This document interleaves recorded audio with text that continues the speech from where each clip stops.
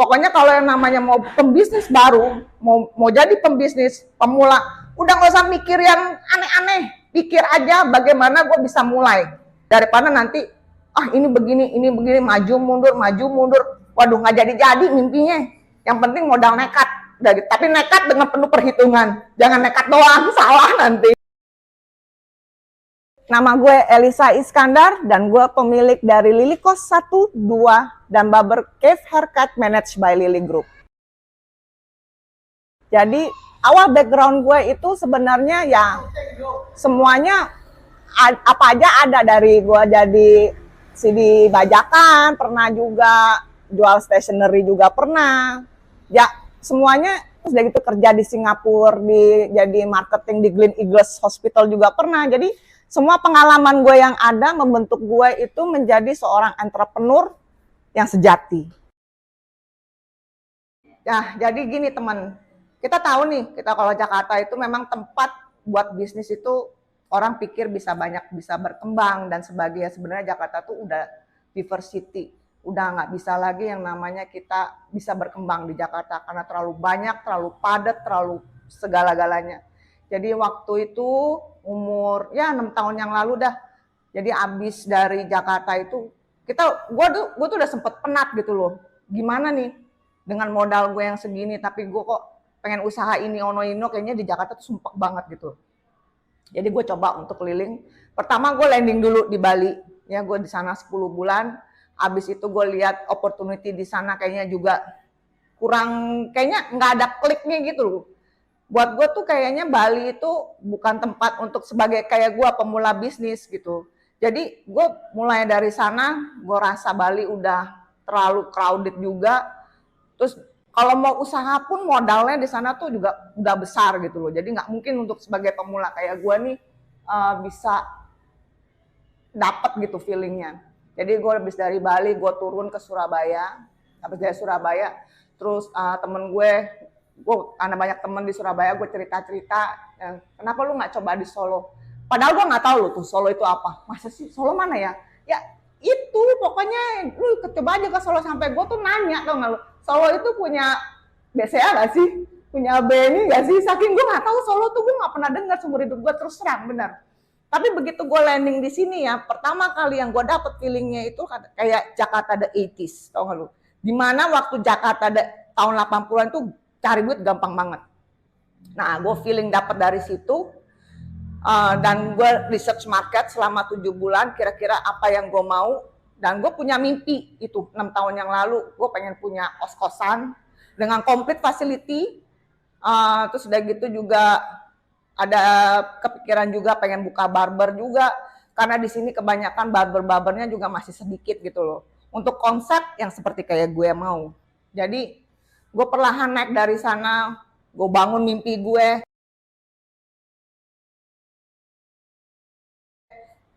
Ada nggak teman? Ini ada satu cerita nih yang lucu. Sebenarnya waktu 6 tahun yang lalu tuh gue dalam keadaan yang benar-benar jatuh banget. Yang dimana tuh gue harus ngekos tuh nggak punya motor butut aja nggak ada. Terus udah gitu kosnya juga nggak ada kipas, nggak ada AC, lu jangan harap deh muka kayak gue gitu. Terus udah gitu, gue ceritain mimpi gue ini ke teman-teman gue, yang ada gue dicemooh, dihujat, difitnah, wah macam-macam deh. Kalau kita mau mewujudin mimpi itu ya bener deh, kita harus bener-bener eksekusi dari diri kita sendiri. Kita nggak boleh dengerin kata orang. Kalau kita dengerin kata orang tuh ya gak bakalan kejadian. Dan kita mesti punya mindset yang berani, nekat, baru bisa jadi. Setelah gue ngomong kayak gitu, dihujat, wah difitnah-fitnah, wah parah deh omongannya. Gue bawa itu semua ke dalam diri gue sebagai pemicu semangat. Nah abis dari itu, bangun 2023 bulan 3 kemarin, abis itu gue bangun lagi di Lily Kos 2, abis itu gue merambah ke barber impian gue. Kenapa gue milih barber ini ya? Karena satu, modalnya sedikit. Percaya nggak gue buka barber ini dengan kayak begini cuma modal 10 juta. Kalau misalkan kita pikirkan secara ngejelimet itu nggak bakalan jadi gitu loh. Kalau misalnya kita pikir gue cuma punya duit nih 10 juta, gimana caranya gue bisa buka barber. Sedangkan peralatan-peralatan barber ini kan nggak dibilang murah kan. Ya, gue buka sekitar 16 jutaan. Ya kita manfaatin yang apa yang ada. Misalkan kita pakai Shopee Pay Later, kartu kredit, kita tinggal telepon ke bank, itu kan bisa dicicil. 12 sampai 24 kan 36 terserah. Yang penting tempatnya itu juga kita bisa nego, by termin bayarnya. Makanya modal gue cuma 10 juta, percaya nggak lo orang? Pokoknya kalau orang bilang, kalau bisnis tuh jangan dari pinjem duit bank apa segala macam. Kalau kita bisa ngakalin, bisa bener-bener kita bisa iniin, kenapa enggak? Sebenarnya kalau kayak barang-barang awal ini yang harganya 16 juta ini kan bisa dicicil 12 kali, 24 kali, tanpa harus ngebebanin ini kan, soalnya kan toko udah buka, jadi yang bayar toko. Jadi mikirnya tuh bener-bener mesti out the box banget. Ya beginilah. Lagi pula kalau misalnya gue buka barber cowok itu kan return investmentnya lebih cepat karena mereka kan cuma 2 minggu sekali gitu kan, dengan harga 10.000 coba lu bayangin, nggak cepet-cepet AC lagi ya kan, daripada dia mesti di jalanan gitu kan, yang tempat-tempat lain. Nah gue fasilitasin kayak begitu. Jadi gue rasa buka barber ini benar-benar ada potensi untuk gue maju. Tentang cost, ya udah pasti modalnya besar. Itu udah benar-benar memang harus investasi dalam jumlah besar juga. Tapi kan kalau dihitung kos-kosan kan KPI-nya juga harus dihitung dari tanahnya juga gitu. Jadi ROI-nya ya kembalinya cepat juga. Udah memang kalau bisnis kos-kosan itu kan dia punya modalnya sangat besar. Apalagi dengan konsep yang kelengkapan fasilitas seperti ini tuh kira-kira butuh, untuk bangunannya sendiri saya buat itu 2,9 M. Belum termasuk sama yang dalamnya itu sekitar 400 jutaan gitu loh. Jadi memang pertimbangannya ya kalau kita bikin kos-kosan kan pasti kan kita berharap dari passive income. Nah untuk hari-harinya berjalan itu saya berharap dari yang bawah, dari depo isi ulang, dari mie ayam, dari laundry gitu kan. Karena itu kan semua itu kebutuhan sehari-hari yang tiap hari orang pasti butuh dan mereka juga perlu gitu kan. Jadi untuk kedepannya itu atas passive income, bawah itu active income. Jadi konsepnya itu benar-benar memang kos-kosan ini memang dananya besar sekali. Ya kira-kira mau hitung balik modal ya 3 sampai 5 tahun, harus dihitung dari tanahnya juga ya.